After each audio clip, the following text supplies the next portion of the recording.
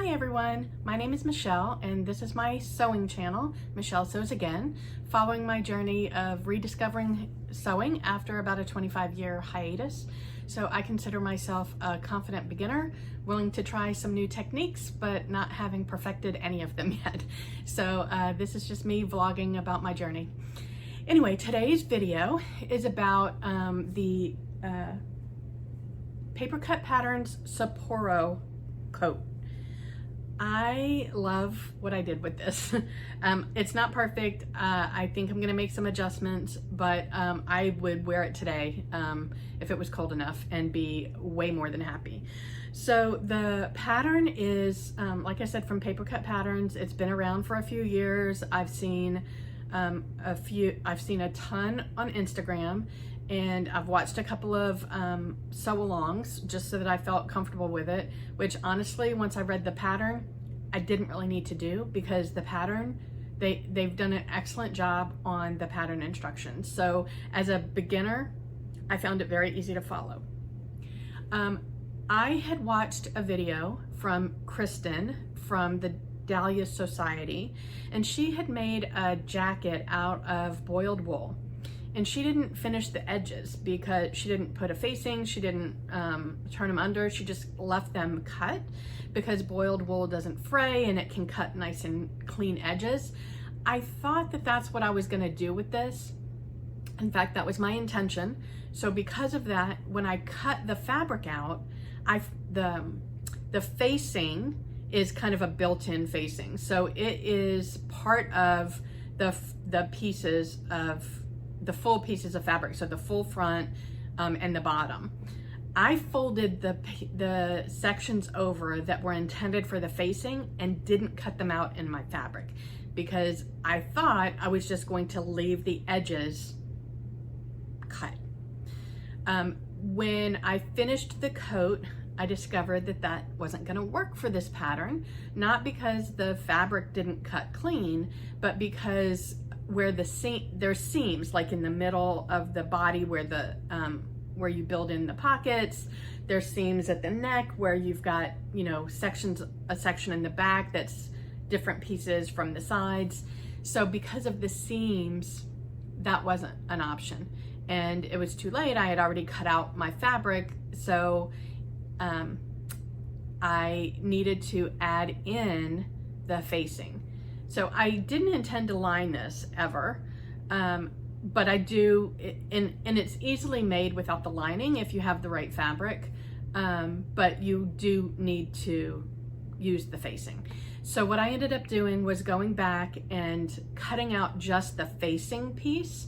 I folded back the body of the pattern and cut out just the facing piece with some seam allowance. Luckily for me, I made the biggest size, and luckily for me, it was a little bit big, even for me who likes oversized clothes. I like to hide behind them. I know it's not flattering, but it makes me comfortable. So it was, it had more than enough room, like I could pull it together and cross over. So I was able to add a seam allowance to the facing, and what was made in the body had enough to have a seam allowance. So I ended up having to sew the facing in, which was a whole extra step. Didn't take that much longer, but I could have easily avoided it had I made a toile. I don't do toiles. If I'm trying to improve my skill set, I think that's gonna be something I have to add to my repertoire. It feels just like so much extra effort, and I'm a shortcut person, but I need to get over it. My parents, I'm gonna go on a sidetrack here. My dad is an engineer and he is a perfectionist, and he also had a wood shop. He always had a wood shop in our backyard growing up. That was his creative outlet, was making things out of wood, but total perfectionist, and his engineer math brain, everything had to fit perfectly. There was no winging it. He would draw out on graph paper his designs before he built them. Everything was perfection. My mother, also a creative type, she painted. In fact, that's one of her paintings up there. She did all kinds of crafts and artwork and things like that. was not a perfectionist. She liked to wing it. And if something didn't come out perfect, she would say it had character and it was eclectic and she was okay with it. Unfortunately, I got my dad's math brain and that's what I use all day long at work. But for my crafts and things like that, I'm more like my mom and I'm happy to wing it. And if something doesn't come out perfect, I'm happy to say it has character. That doesn't always work out. So I need to figure out a good blend of the two of them for my sewing adventures. Anyway, so you definitely need a facing for this coat because of the way that the seams connect because they don't leave a clean edge. So I sewed the facing on and actually let me show you the most fun part of this. I love the fabric. I love the color combo that I chose. Out of all of the patterns that I saw on Instagram, the color blocked ones were my favorite. So I knew from the beginning I wanted to color block this. And so because of Kristen's video, I knew I wanted to use boiled wool. So I went on Mood and I found this gorgeous teal boiled wool and it feels nice. It's not scratchy. Like I was gonna say I'm not worried about wearing it against my skin, but I'm wearing this in the winter, so it's unlikely that I'm not gonna be wearing a long sleeve shirt anyway. But it's really nice quality. The color is just gorgeous. I think it's called Mosaic Tile. And it's just this beautiful teal, blue, turquoise color. And then the color block, I keep describing it as lime, but to me lime kind of has a connotation of like neon, and it's more, so I think it's more of a grass green, but I just think that color combination it's stunning. I love it. It's my favorite. I realize I'm obsessed with it when I looked around my house and I see my living room is painted, this green, my bedroom is painted like a version of this. My dining room table chairs, I have 2 that are in the green, 2 that are in the turquoise. Apparently I like the color combo. So now I can wear it and I'm very excited about that. So the one thing I did have to shorten the sleeves because I am 5'1" and my arms are even short for my height. So I probably could have, I didn't measure it, but I probably could have used the short sleeve pattern piece and been fine. I used a alternating color for the facing of the sleeve. I just thought that was a fun pop. Because I didn't line it, I did top stitch down the facing, which I don't love. I don't hate it, but I don't love it. And I do regret not lining the coat. I just think it would have made it that much more chic and professional looking. So I don't think it's too late. I think I can go back and do that. I think all I would have to do is unpick the top stitching and then put the lining in. And I think I'm gonna do that because I love the coat so much that I don't want to have anything about it that that makes me not want to wear it. So I think I'm gonna take the time after I finish my work from home module sew along, which I'll do some extra videos on that soon. So yeah, so that's my review of the Sapporo jacket, the Sapporo coat. I'll insert some pictures of the full length so you can see.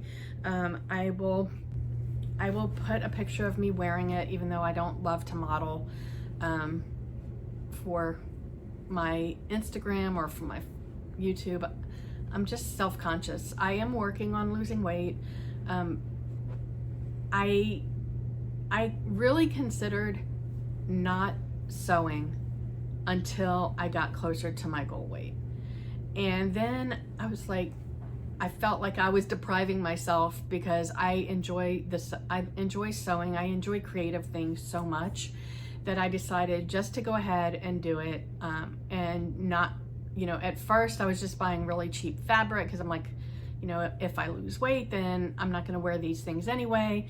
And then I'm like, I want to make things that I love. So the cheaper fabric although I found some beautiful prints, it just wasn't the quality of clothing that I was enjoying, so I wasn't ever gonna wear it. And what's the point of that? So I figured, just go for it. Make the things that you love that fit you now, and then the more you sew, you'll learn how to adjust them, and you can probably alter them. And because you're going from bigger to smaller and not the other way around, you should be able to use the fabric. So I decided just to go for it and not let my weight stop me from doing something I enjoy, but I do let it stop me from modeling. So I'm gonna try and get over that, because that's part of what this YouTube thing is about, is sharing what you make. And I can share it on my mannequin. I think I'm gonna name my mannequin Mickey. My mom's name was Mickey, and I miss her every day. And it just feels right, even though it's a plus size model, and my mom was never plus size in her entire life. So she'd probably be pissed about that, but I think she would appreciate that I named my mannequin after her. Anyway, so I have no problem putting my makes on Mickey and taking pictures that way, but I feel like it doesn't give you the context of how it fits me and my measurements. So I'll list my measurements in the description box, even though they're embarrassing. But it is what it is. So I just have to appreciate that I'm here and healthy and able to pursue things that I enjoy doing. So anyway, if you like the content that I am providing, I would love it if you would subscribe, like this video so other people can see it, and follow me on Instagram, same name, Michelle Sews Again. And I would love it if you commented on my videos. I love the back and forth. I love getting feedback from you guys. I am going to be posting about some of my work from home module sew along items that one thing that I've made already, one thing that I'm almost done making. This I love, and I'll talk about it. The other thing I'm almost done, and it hasn't really worked out, and I would love some advice on how to make adjustments. So that'll be coming up next. Anyway, thank you very much for watching, and I hope you're having a lovely day. I hope the weather is beautiful where you are, and enjoy any creative outlet that you enjoy. Sewing, knitting, I've got some of that in my sew along module. So yeah, thank you so much. I will talk to you guys later. Bye.